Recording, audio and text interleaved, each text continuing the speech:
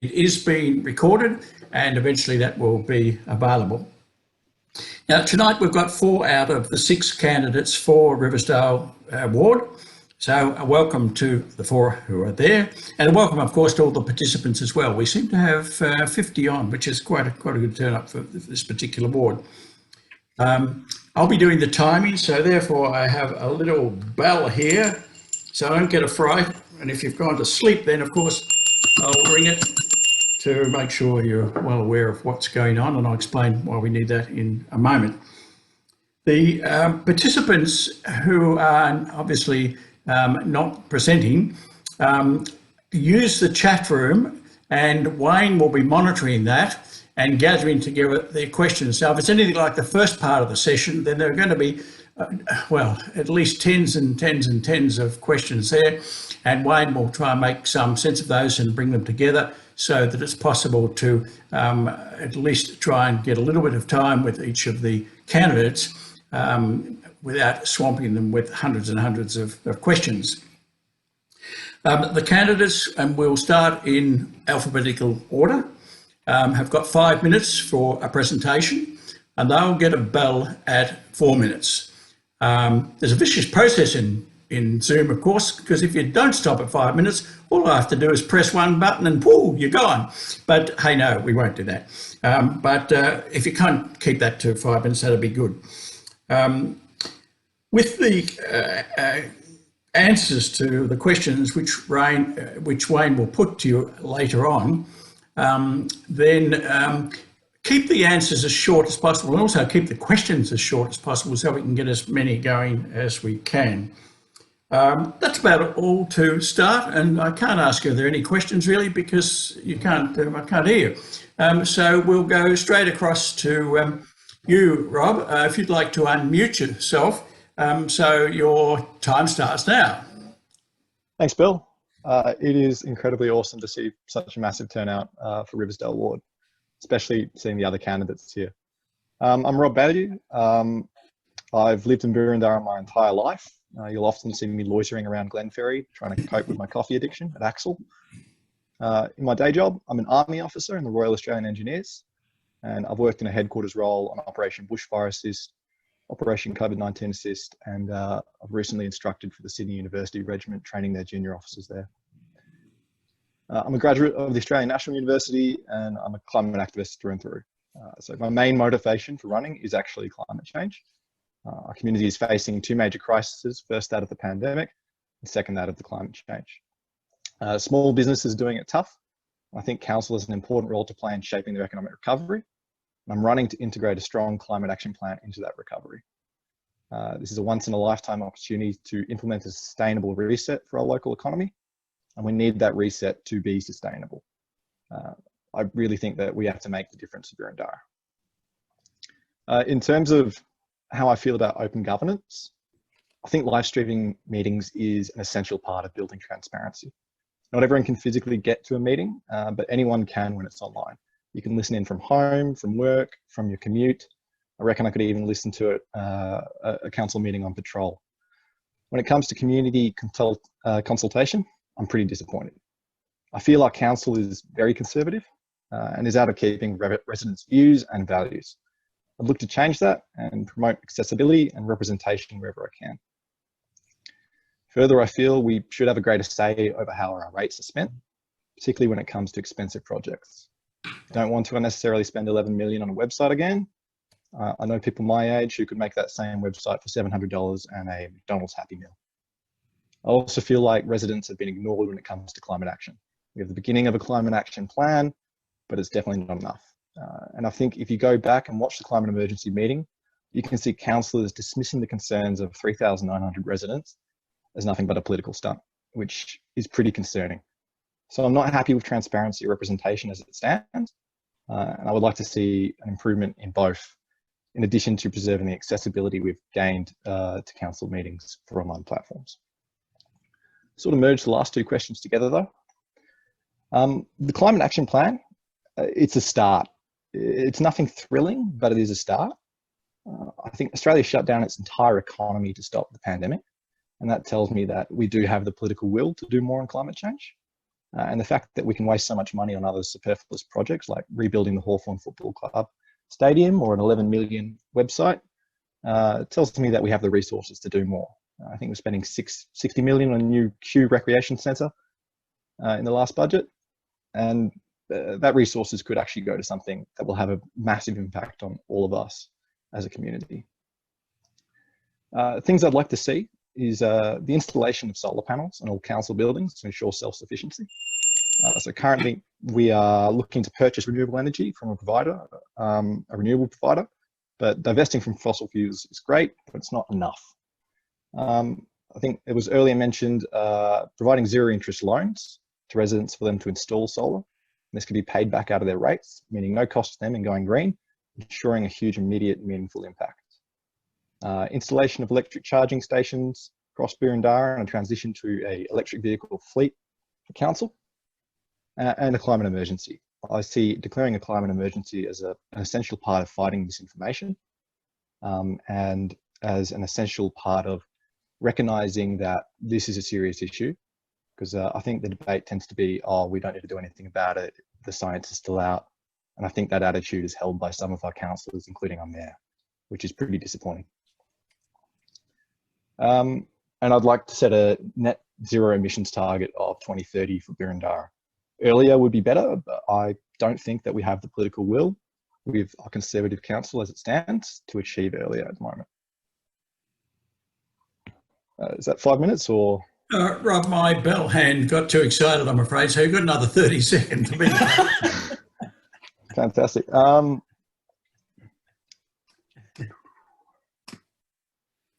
Sorry. I'll cede the time. I rushed through a couple of points there that probably wouldn't be worth bringing up again. I just think we can do much more, and if you're looking for a candidate who's going to do a lot for climate change, it's going to be me. I have a lot of respect for the others. If you're showing up at this forum, it's because you care about this issue. But this is my main issue, and I want to do right by Boroondara. Okay, thanks for that. Now put your questions into the chat room, and Wayne will start to bring those together. Suzanne, I beg your pardon, Nicholas, you're next on. We've got 3 Bs on tonight. So firstly, Nicholas, over to you. Your 5 minutes, real 5 minutes starts now, Nicholas. Oh, thank you very much. I thank you, Rob, for speaking as well too. I'd like to say that I would say everything that Rob was going to say, but that's a bit of a cheat. I'm running because I don't want another do-nothing Conservative person on the council. The status quo is not going to save us from anything. I want the council to work hard for its people and to make solid commitments for its own actions, and to make easy options for the community in order to reduce environmental impact on the city. I want for traders to be better looked after, lest our city be flooded in international franchises and empty shop fronts. I want for greater recognition of the stolen land on which we stand too. That's been something quite important to me as a social worker. And I want to not dance around our painful history, but to engage in the healing process. With regards to transparency in the governance, am I satisfied with the current process of community involvement? Yes and no. That there are things there to work with. There is a lot with taking the decisions from behind closed doors and bringing them and making them accessible to the rest of the city and putting them on the table. That I have a sense, and from other people who've been trying to lobby the council to do things, that residents are forced to navigate a hugely unnecessary level of bureaucracy in order to bring issues to the table. Access to agendas and timeframes to make submissions are tight and stifle progress that could really be fixed up. We need to remember that they are there for us, that they are there to represent us and to work for us, instead of us being their serfs. What's the council not doing currently? Well, they're not declaring a climate emergency. That's stating the obvious. With Boroondara Votes Climate, we collected several thousand signatures and presented those voices to very deaf ears. Moving forward, we could maybe have some KPIs for CEOs, some quarterly reports on progress on what they're doing about environment and other issues to improve transparency. We need to have community and expert engagement. I'm not an expert in this, so me telling people what to do about the environment is a bit silly, but if we can get someone on board who really knows what they're doing, that would be great for both planning and implementation. Zero emissions is good, but negative emissions would be better. And in doing that, we could, for example, have more greenery for carbon drawdown. Again, it is a science that I do not have a great literacy on. We need to reduce the heat island effect, where we have roads and concrete absorbing and storing heat. Otherwise, we'll cook our elderly and our young ones, our communities most vulnerable. We need to look at acceptable development that has a strong focus on reducing needs for heating and cooling, for buildings that have a minimal environmental impact in both required energy and the materials needed for construction. We need incentives for small businesses to make the right choices. What that looks like, again, I don't know, but we need to have this conversation. And for the council staff, I would encourage that we would have a superannuation plan where we use agencies and organisations that champion ethical and ecologically sound investment. What role should the council play in reducing community emissions? And by what year? By what year? Oh, I think 2018 would be good. But we need to make do with what we've got. FOGO bins are a good start.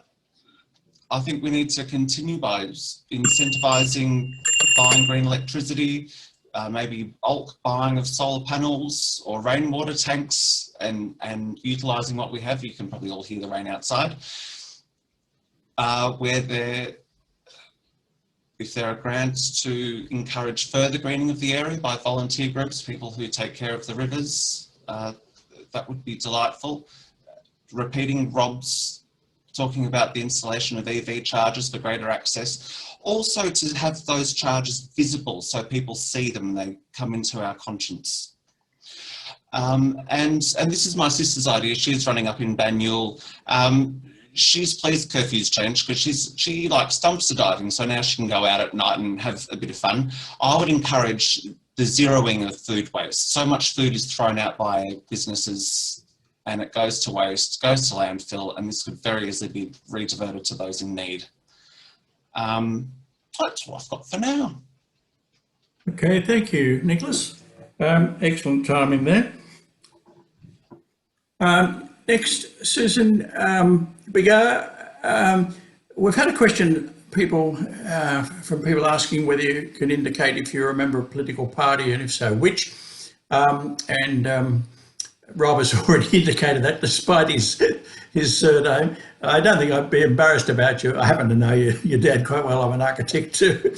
But Susan, I sort of wonder whether you're being sponsored by Radio National, because every time I turn it on, there's this promo which says, "Think bigger." And yes, well. I'd like to say that they stole that from me, but one could suggest I stole that from them. But though I did have the surname long before they had that.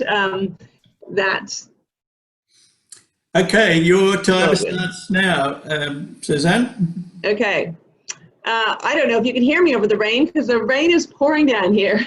But my name is Susan Biggar, and it is a pleasure to be here tonight. I'm standing because I've always believed in the importance for each of us in being involved in the decisions that affect our everyday lives. And local government has a big impact on the way we live locally.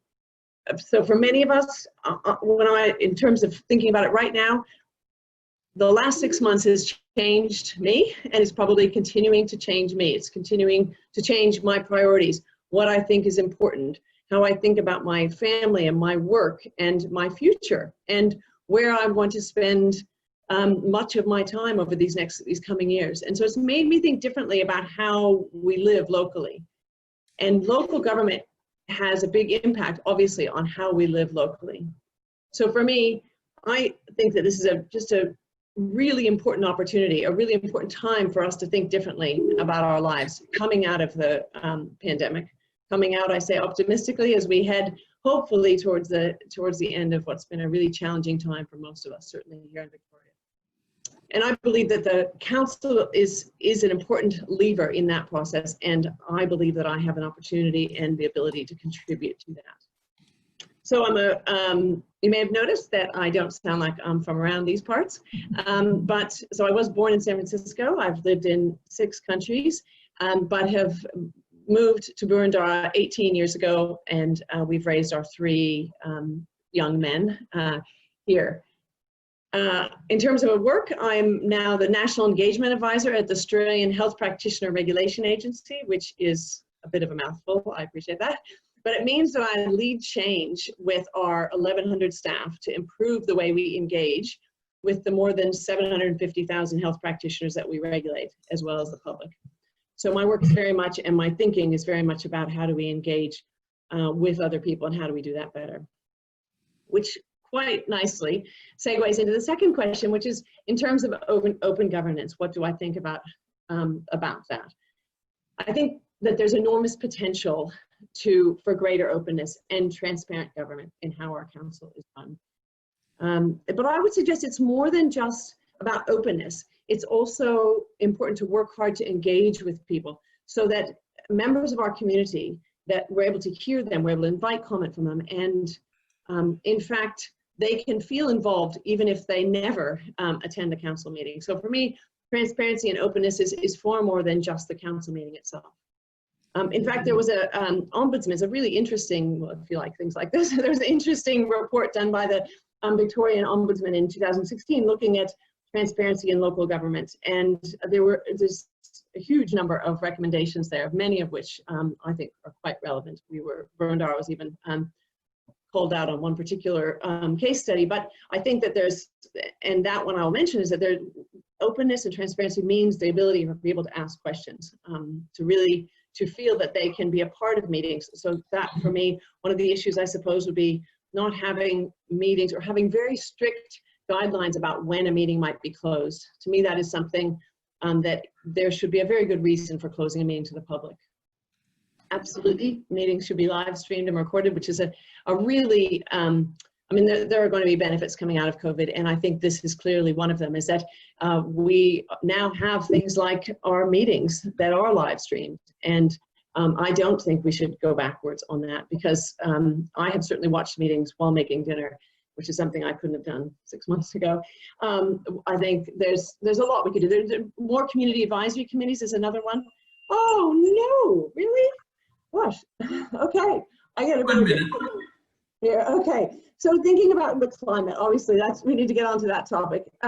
So I certainly applaud the recent decision to purchase renewable energy, and I think that's a fantastic first step to meet some of the emission reduction targets. However, I would like to see us committing to an actual decrease in energy use in council operations, certainly. Just thinking about council first, to determine a net zero date and to then decide how to get there. I think we could spend a lot of tonight talking about lots of ideas, and there are plenty of ideas, and I would really support many of the ideas that both Rob and Nichloas have mentioned tonight. But I think what's most important in that is thinking about how do we get the greatest reduction in carbon emissions for cost. We really need to be thinking carefully about it and not sort of just taking on all the things. We need to say, what are the most important things? Climate emergency, I better answer that one. To me, it's a little bit like setting off the smoke alarm, I suppose, in a house. It doesn't, in a sense, in it of itself, oh, that's not 5 minutes. Okay, yes, I think we should declare a climate emergency. Is that 5 or 4? It was 5. 5. 5, sorry, okay. Answer some more in the questions when they come up. Ask me more questions, I apologize. That's okay, not a problem. Okay, just let me reset that. Sali Miftari, you're ready to go, I'm assuming, and your time starts now. I am. Thank you so much, Bill, Rob, Susan, Nichloas, and everyone else for participating in this really important forum. My name's Sali Miftari, and I'm standing because it's time for really strong, energetic voices to have a direct say on the future of Boroondara. This is the community that gave my dad, a refugee 30 years ago, the ability to set up shop and build a life worth living, a successful life that we're all proud of him for achieving. And me standing before you today is about conserving and protecting everything that has made this community so special, whilst also using COVID as a disruptor to allow us to pivot firmly towards the future. I work in healthcare. I work full-time in healthcare and strategic management. I'm a full-time MBA student at the University of Melbourne, and I've grown up in a small business family. So I can tell you from first-hand experience just how difficult council makes it to succeed at the best of times and the worst of times. I should also note, by way of disclosure, I am a Liberal Party member, but I'm one that believes that we are living in the throes of a significant climate emergency. We must do more to address this issue at every level of government. And arguably, and I know I'm starting last question earlier on, arguably the level of engagement that local councillors have renders the role of local government in addressing community issues,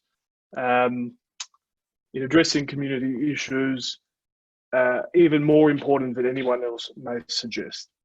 On governance and openness, democracy is so important. The fact that we've got 50 residents here tonight participating in it just shows how important this is to everyone. And as I said before, given the fact that local government is the closest level of government to the public, there is no excuse for councillors to be absent, in hiding or missing in action. We need to re-establish community meetings, whether it's in parks, at town hall, etc., where local councillors can directly engage with the community. Because the reality is this, as Nick alluded to before, none of us here know all the answers. None of us here know all the answers. But together we can come up with some really important achievements and drive progress on issues that matter. Some of those issues that matter, which I don't think we're doing enough on, is most importantly here, especially where I am near the Yarra River, is the conservation and integrated management of the river. The management of the river is a hodgepodge of bureaucracy and unaccountability. It's completely disintegrated and shared amongst multiple parties. And that's had a direct consequence on the quality of biodiversity in our area and the quality of river health. Now, everyone has brilliant memories around the Yarra River and also the Gardeners Creek, an important tributary feeding into this water system. And I think council has a really important role to play in driving community-based actions to cleaning it up, alongside other stakeholders, including councils contiguous to the river, the Yarra River Keepers Association, Lighter Footprints, Australian Conservation Foundation, and other groups. So that's what I think we're not doing. Of course, in the context of COVID, the other thing that council is not doing, slightly removed from the question of environment and climate, is getting out of the way and completely contemporising the way we do business. The fact that businesses now that are due to open in 2 and a bit weeks have to go through a rigmarole of multiple processes, multiple bureaucracies, multiple forms, so that they have the right to trade and keep that lifeline open once we do open up in a few weeks is completely unacceptable. And I agree, even though I know some councillors on council that have served on council at the moment, the conservative disposition of council is ironically adding more red tape and being driven by those that say they're against it. And of course, if I can sort of bring us back to a broader question about the community's role in emissions, because this is something that's so topical to us. Everything that Nick, Rob and Susan holds, I agree with entirely. But with COVID-19, we have an opportunity to build Boroondara back better. Whilst local governments are adopting net zero emission targets across the country, and I think we should by 2030, there is no reason why we can't adopt even more ambitious targets. And to extend on this, I believe that we can address community emissions outputs and activities by using and developing our built environment so in a way that reflects the shift towards a lower carbon economy emissions and builds green infrastructure amongst the community. Whether that's the boosting of our tree, canopy, or addressing green infrastructure and principles, carbon neutral building materials, factoring that framework in planning proposals is really important. And I think council has a significant opportunity here to say, well, look, we are going to implement green development principles in planning proposals because it's the right thing to do, and more importantly, promote the livability of this area. Thank you so much. Really happy to take your questions, and all the best. Thank you. Okay. Now, Suzanne, you've got a couple of fans who are challenging my timing, but I can assure you the timing is accurate. Give or take a second or two. But quite frankly, you can't do much about it. You said that, of course, while Wayne is just getting together the questions there. It's worthwhile just reiterating 2 or 3 things that Craig said, because I think the 4 speakers have picked up some of those issues in different ways anyway. Firstly, that there are constraints in local government, but it also has the ability to be more nimble, he said, and he took for granted that local government should take a lead. They're not the national government, they're not even the state government, but they are the local government, and they should lead in that sphere. The other point that he was less than subtle about, and it's no longer a radical issue. It's not a left-right issue. If anything, it's an economic issue. It's not just an environmental issue, and he made that quite clear as well. So look, enough from me. Wayne, are you ready to move across to get some of those questions together now? Yeah, thanks, Bill. And look, thanks to everyone again for coming along, and particularly to the candidates. Look, I've got 3 questions here, 2 of which I think overlap. If you want to add to the questions, we may have a bit of time towards the end. First question came from, I think it's Diane, or I'm not sure the order of the name. Is it Diane, I think, Francois? Would like to hear candidates address the issue of sustainable development, including the protection of the architecture and gardens that people see disappearing with the new concrete blocks from minimalist gardens. And there's obviously a climate impact of that. That question has been picked up by Lars, who makes the point that what can be done to minimise the climate impact of development within the Boroondara community. So for each of the candidates, Bill, I don't think we care what order this is dealt with in first. So those 2 questions overlap. Who'd like to go first? Look, I'm happy to start off really quickly. The reality is this.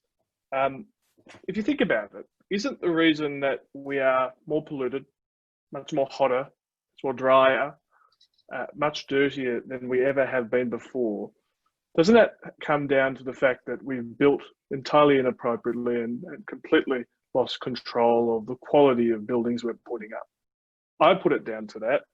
And I think we need to consider, I think council has as I said before, council has a really important role to actually implement some strong, enforceable green development principles in its application and approval process, whether that involves, as I said, implementation and inclusion of green walls, a certain level of coverage. At the same time, I respect the fact that we need to embrace our built history. There's a significant amount of culturally significant properties in the area.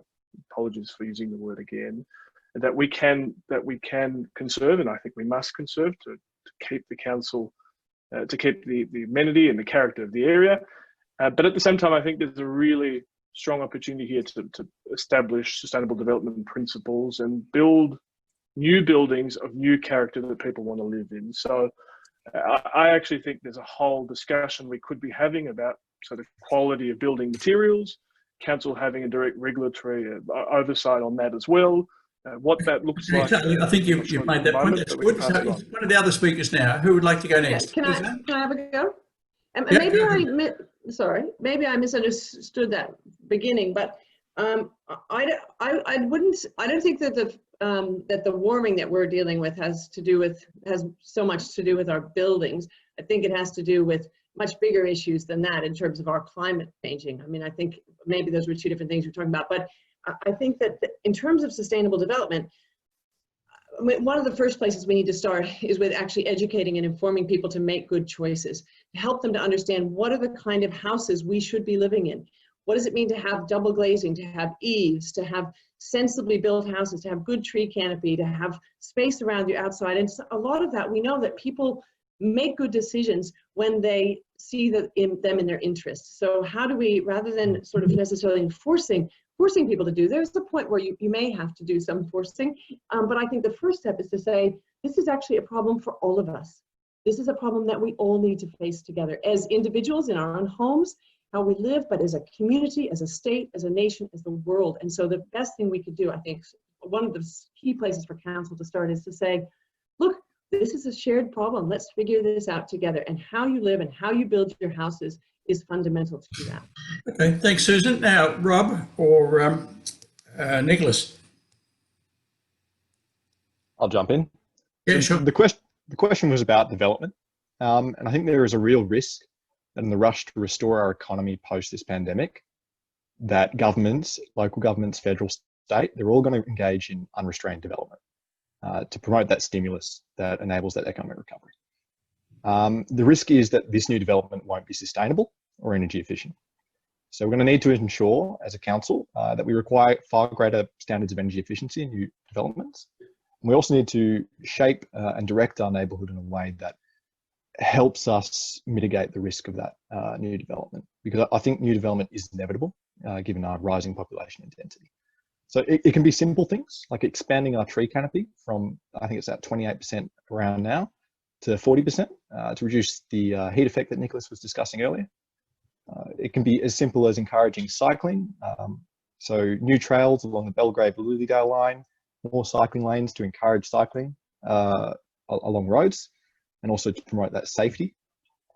And I think we can work with a lot of community groups to do that sort of thing, Bug or the Hawthorn Cycling Club.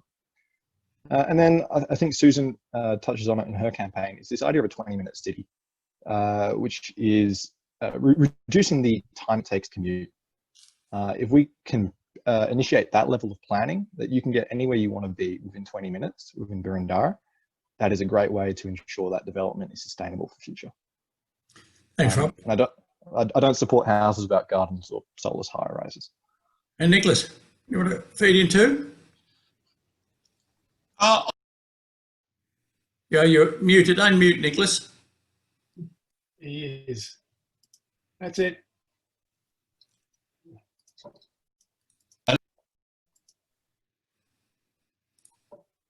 Nicholas, you need to unmute. Thank you. Hello. Yes, you're there. I like what's being tabled, and when Susan says we need to educate people more about what they can do, what people can do with what they have, yes, that's good. I think what we can do with permits is to be more forceful into saying that, okay, we've got limited space, we want to be able to have more people there. And I live in Glenferrie Road, and there are quite a lot of student accommodation places that if we have buildings that are full of one-bedroom apartments, that it doesn't make the area attractive to families. If we had an apartment that took up a whole of one floor and had 4 bedrooms and stacked them up, I like the idea.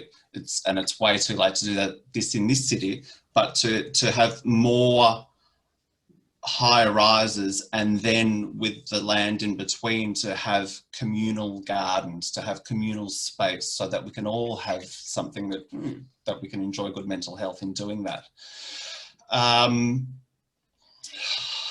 We do have excellent green spaces, and we should develop without forfeiting what we have.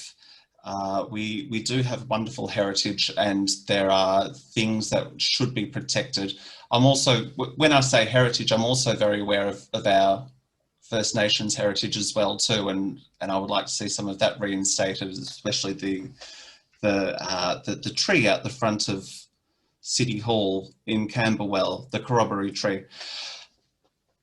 Okay, Nicholas, maybe we can come to that issue of heritage later. There might be a question there too. Now, as facilitator, I'm not allowed to have an opinion, of course, but I am an architect and a city planner, and I can assure you that those two professions are very active in the area of climate change. And Paul, over the last 30 years, we've created a very large quantity of unsustainable development. Enough said. Okay, Wayne, let's go on. We got another question there? Another question, Bill. This is from Michael Earley, and partly this has been touched on in what the candidates have said thus far, but Michael would like to hear from each of the candidates about their plans for dealing with the 1.8 million tonnes of community greenhouse emissions in Boroondara. Who wants to kick that one off? Who wants to go first? You want me to start? I'll start. Okay, go on. Oh, that seems very ambitious because it's a pretty tough, it's a pretty big number. If we break down that number, and sort of almost half of it, I believe something like 48% of that is coming from electricity. A big chunk of that is commercial, but also a reasonable amount, I can't remember, 25% or something is electricity from our homes. So for me, it does go back initially to thinking about how do people live in their homes. There have been several suggestions already about solar. Obviously, solar is something we need to think about. I mean, at the end of the day, we could think about lots of different individual actions. We do need to say what are the ones that are going to give us that big bang for our buck, and in terms of really making a big change. I do think that we are going to have to get the community on side to see that this is in their interest. To think about what does it mean to put solar, to hang my clothes, not to use a dryer, to I mean, small things, but also big things, to move towards electric vehicles, to move towards cycling. I think that of the emissions, maybe 28% is transport. So obviously, that's where the 20-minute city idea is. We begin to think about what does it mean to cycle and walk places, and use share car policies like car next door. There's a lot of lifestyle changes that can actually have an impact on our emissions that we need to do. Wayne, can you just give us that question again? It's really the ways in what should be done to dealing with the level of community greenhouse emissions in Boroondara, particularly. So it's just that it's community greenhouse primarily, rather than. And I think that's the 1.8 million, right, that we're talking about. Yeah, that's the 1.8. Not council emissions, but community.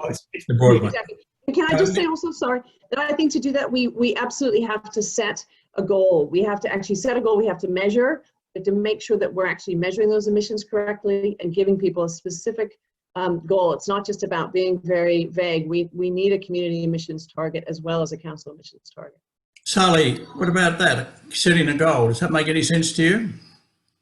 Absolutely. And of course, when it comes to setting goals, consultation with the community is the first place to start, right? We've got to understand where the community is at the moment on these issues, what personal interventions people have taken to address their own individual footprint, and try and capture some of that work, scale it up across the area. I would go on to say there is a huge role to play in education, and as I've said before, alluded to before, the proximity between local councillors, the council, its services, and the public gives us a really strong platform to start talking about our behaviours and considering the way in which we can change our habits in our homes and our workplaces and our commute. Council has a really, in terms of some broader infrastructure issues, I think the way in which we move around will be changed, I'd like to think, forever.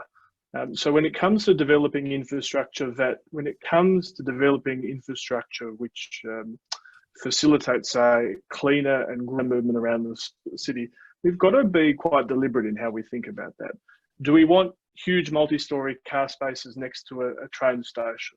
Do we want to facilitate or encourage state government to move? Do we want to encourage the state government to think about more transport connections between hubs so that people don't necessarily have to drive around?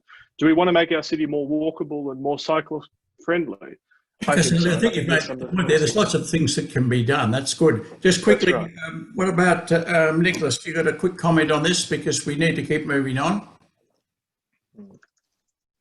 No, Rob. God, I want to pinch everyone else's ideas. The only other thing that I think might be nice is if instead of the council saying, "Oh yes, we'll offer to bulk buy some solar panels and here's a program and we'll stick it on our website," but to be actually more forward and approaching surveying the area and saying, "Look, your roof looks like the right sort of roof that we need," and to forcefully say, this is what we need to do. We will try and make your electricity bill cheaper. We will have our own virtual power plant of harnessing what we've already got in the sky. But otherwise, there's some bloody good ideas being tabled, and I wish I could take credit for them. Okay, Rob. Self-sufficiency.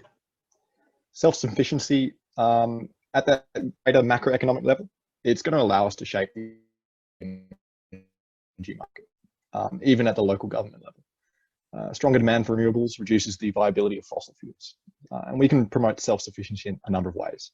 It was mentioned earlier, the Duraban Council doing zero interest loans for low-income households on solar panels, and those loans being paid out of their rates. So effectively, they're not paying anything for those solar panels, and they're controlling where their rates are being spent. It's being spent on issues that are important to them. That's a great way of getting houses self-sufficient, and I don't think it should be limited just to low-income houses. I think if you're passionate about climate change, you should be able to direct and control your rates in that way. Energy-efficient vehicles and charging stations. It wasn't mentioned by Susan, but cars and the emissions they create are one of the biggest sources of pollution. If we can enable or create greater accessibility for electric cars in Boroondara, that helps shape those market forces. That helps create the kind of culture that enables a transition towards electric vehicles and energy-efficient vehicles. Okay, thanks. Just again, building on something that Craig said there about council being leaders, often people have the view that councils are regulators. They tell you what you can't do. But I think it requires then a lot more what I describe as left field thinking. That's not to do with politics. It just means looking left, looking right, looking behind you, getting some sense of, okay, how can we lead here? It's not the traditional road rates and rubbish model. It is a real community leadership model. Okay, now we better keep moving. Where's Wayne? I've lost him on my screen, but I'm sure he's around somewhere. Wayne, any more questions? Yeah, two more questions. It's going in a different direction at this point. This one is from Sophie Patterson, and it's particularly in regard to the council's decision to drop its Supreme Court challenge to the Northeast Freeway, and that has led to the destruction of about 26,000 trees and a big impact on open space in the community. She would like to hear from the candidates about how they would approach this issue and how they would work to prevent a similar thing occurring in the future. 15-second answer for everyone on this. What would you do? It's a decision already made by council. What would you do? Oh, weak as piss and review it. Review the dropping of the action as the matter of first priority. Okay, Suzanne? Well, it seems to me you're not talking about necessarily this particular case, but you're saying, what do we do in future? How do we have a different perspective on this and say that if a community values open space, if the community values trees, how do we as a council actually stand up for that before? I think it's more about thinking in the future rather than necessarily addressing this. I presume this is not a case to be reopened, although... Okay, Nichloas, 15 seconds. Rolling over for $1.5 million was not a good move. How do we do it? I'm not a lawyer, but I think we need to lawyer up and look at what the options are. It is a fight and it needs to be fought. Okay, Rob. Same way we achieve anything in politics and in life, and that's being brave, having a spine and standing up. And if that is uncomfortable, if that costs your leaders favours and position, who cares? It's the right thing for the community. Okay, Wayne, next question. Yep, this is from Anne-Marie Ryan, who is a relatively newcomer to the ward and has noticed a significant cultural diversity and levels of disadvantage within the community. She's interested to know how candidates will engage with the diverse communities in the Boroondara community around the issue of climate change and climate emergency. Who wants to kick that off? I'm going to jump in. 15 seconds, Susan. 15 seconds. Well, I mean, I think we need to meet with community leaders. Obviously, I didn't really look, but I don't think our community tonight is very diverse.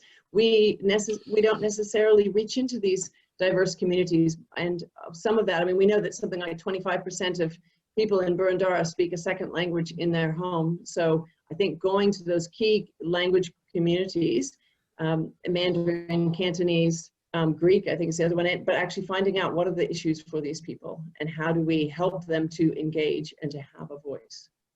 Okay, Sali? Yeah, the establishment of services targeted towards culturally and linguistically diverse communities is a really good start. Council has very poor serviceability when it comes to language and communication, cross-cultural communication. I speak that from experience. My dad tells me horror stories from 30 years ago. I don't think much has changed. Are you talking about the English language there, or are you talking about other than English languages, Sally? Well, sometimes the way the bureaucratic speak of council makes you wonder whether they speak any language. Rob. Anyway. Rob.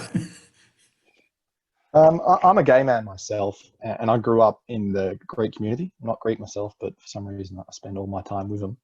The Indian community, the African community, and the Chinese community, very close family. It's my natural home ground. I would. It's hard to say how I'd engage with them because I guess I'm already doing that. I just keep doing what I'm doing. It's a weird answer, but yeah. Yeah, Nichloas.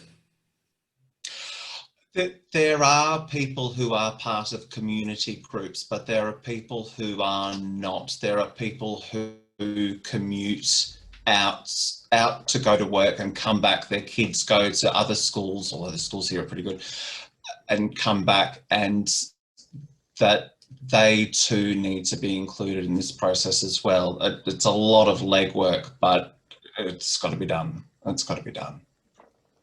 Okay, thanks. Now, look, we haven't got too much longer. Are you happy to go a few minutes past 9? Is that okay? Perhaps just put your hand up if you're okay to go maybe, well, no more than 10 past, but at least 5 past. We're not going anywhere. We don't have anywhere to go. Bill, we could be here a very long time. Let me think. Wednesday night.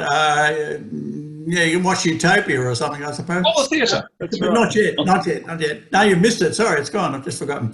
Okay, let's, Wayne, who's next on with the question? Yeah, it's a more general question from Anne Young, and it's really about how the candidates see the role of local council, or in this case, particularly Boroondara Council, in advocating and pushing for change around such things as car emission levels, building standards changes, etc. So it's about the relationship between how they perceive the relationship between local government and the federal and state governments, particularly in relation to those issues. Sorry, can you just clarify that, Wayne? Is it about just about advocacy, how we advocate, or is it also about the changes that are made? Yeah, how you see the role as a member of local government in advocating to the state and federal governments who control a lot of the regulations, particularly around issues such as car emissions, building and planning standards, and so forth. Do you see do you first of all see the council having an advocacy role in that sense, and what would you contribute to that role? I think that probably gets to the point of the question. I think. Well. I feel like I'm 20 seconds on this one. Oh, thank you so much, Bill.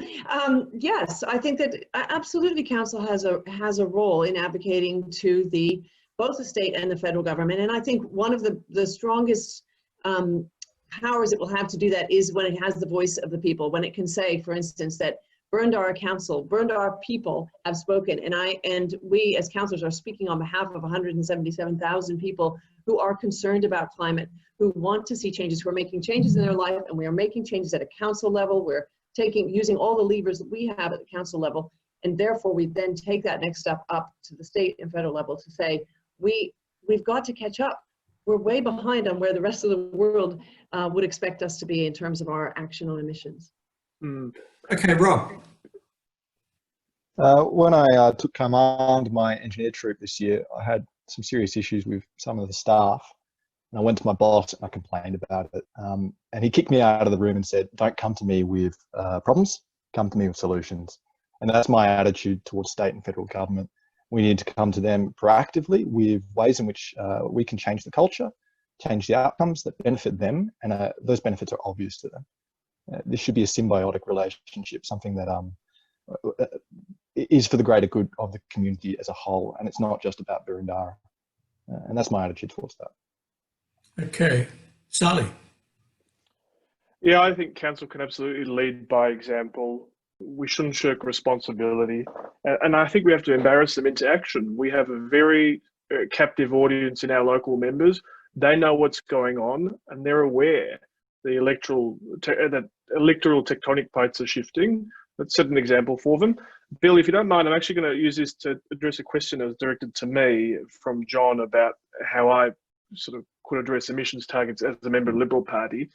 I'm a member of the Liberal Party, as I said, and I think the Liberal Party is wrong on this issue. We're allowed to actually disagree with what our party stands for. And as a matter of fact, I serve on the board of the Coalition for Conservation, which is an internal lobby, a pressure group, trying to inspire further action on climate and emissions reduction. So, John, that speaks to my character of being willing to take up arguments with people much higher up the pecking chain, especially when the community is behind you, which I think here in Riversdale and Boroondara more generally, they are. Okay, and Nicholas. Oh, crikey. God, dealing with car emissions here is a bit like dealing with gun control in the US. We love cars. We have made ourselves dependent on them, not so much here, but as a city in general. Like there are places that the northeast thing's going to make a mess of things.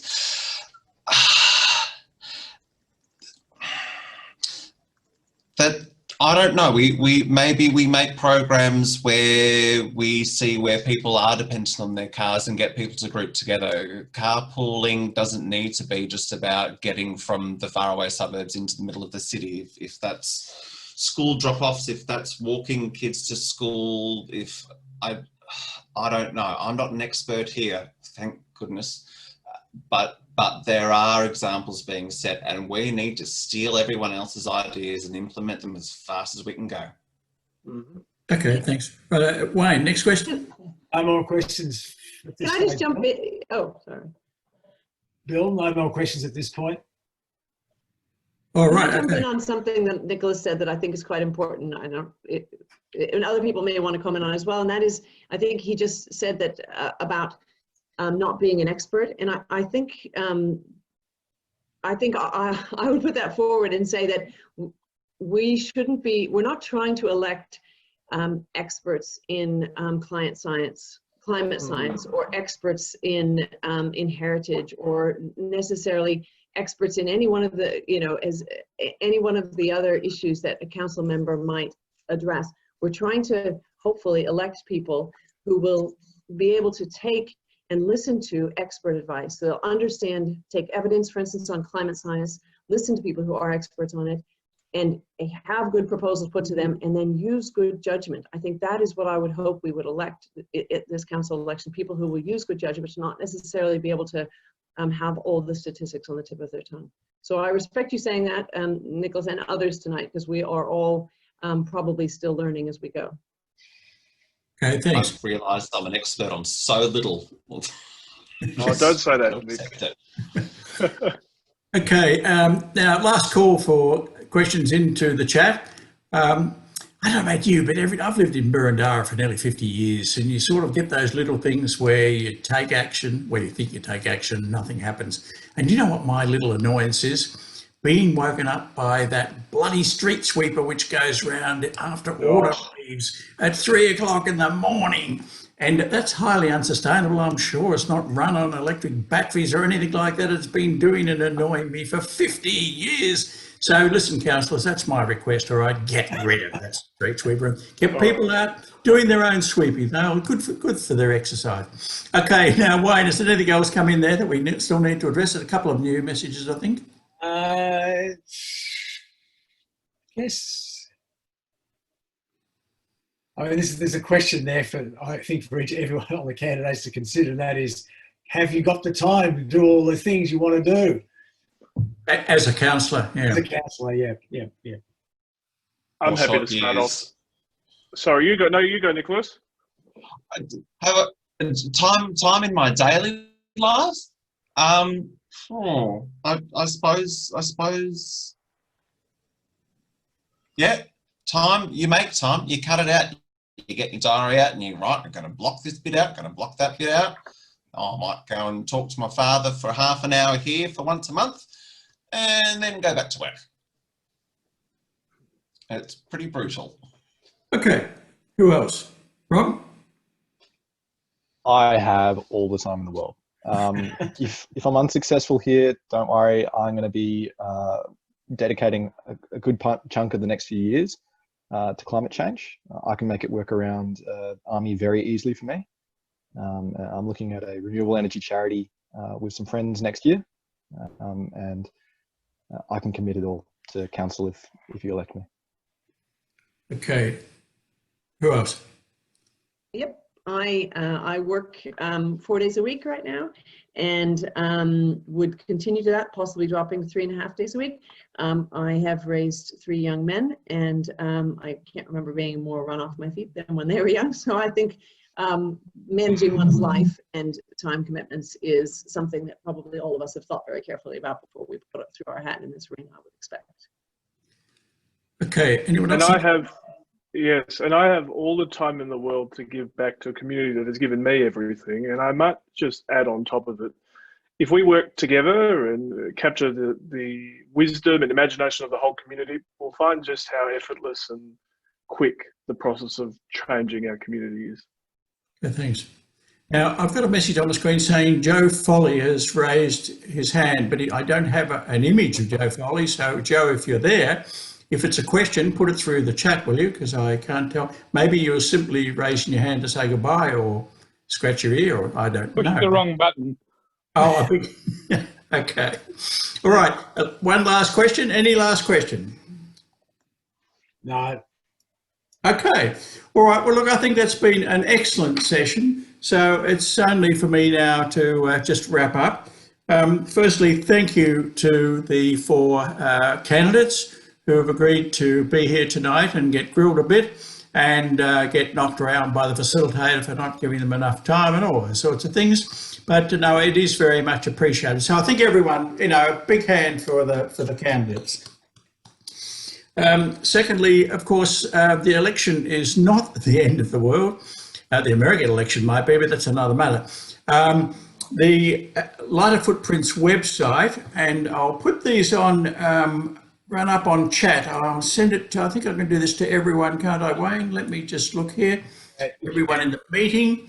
Yes, I've done that. Let me just enter it. The Lighter Footprints website is www.lighterfootprints, one word, .org, no AU on the end.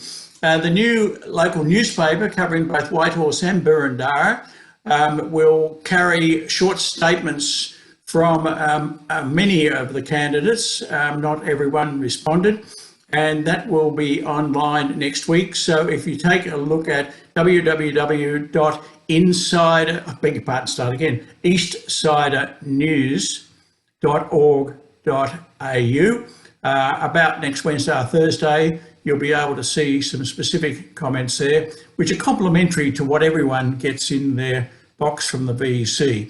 And the other thing is, if you want to see the full statements, of course, go to the VEC website. Wayne, have you got that there? Can you put that? To put it up? Yep. Okay, good. And that's where you'll see the official information which all the candidates have had to comply with. Their 300-word statements and I think a series of answers to questions. Is that correct? Yes, I think it is. Yeah. So suffice to say, this is an important part of our democracy. In many ways, with the lockdown, it's probably been more effective than with a normal council election. And that's pretty amazing. And I think despite people sometimes getting angry and frustrated with the lockdown, then most people I know, I happen to be teaching 1 day a week at Monash Caulfield. I happen right now, and have been for 2.5 months, to be living at Inverloch because Melbourne won't let me back in. But it's just incredible where one of my students is in Perth, 2 in New South Wales, a couple in Geelong, me in Inverloch. I don't know where the rest are, they're all scattered around. But I think the common feeling is that many people, not everyone, have done pretty well in terms of mastering Zoom, and that's certainly the case tonight with this Riversdale Zoom room and also with the bigger group. So unless there's anything else, then that's great. And Thank you, Bill. Best of wishes. Thank you, Bill. Well done. Thank you, Wayne. Okay. Thank you. And best wishes for the candidates. What are you supposed to say? May the best person win, I think. Is that what they say? But anyway, you know what I mean. I look forward to, along with the many residents of Boroondara, keeping in touch with all of you over the next period anyway. So again, thank you very much to everyone. Thank you, everyone. Thank you. It's been fantastic. Fills me with hope seeing you all here.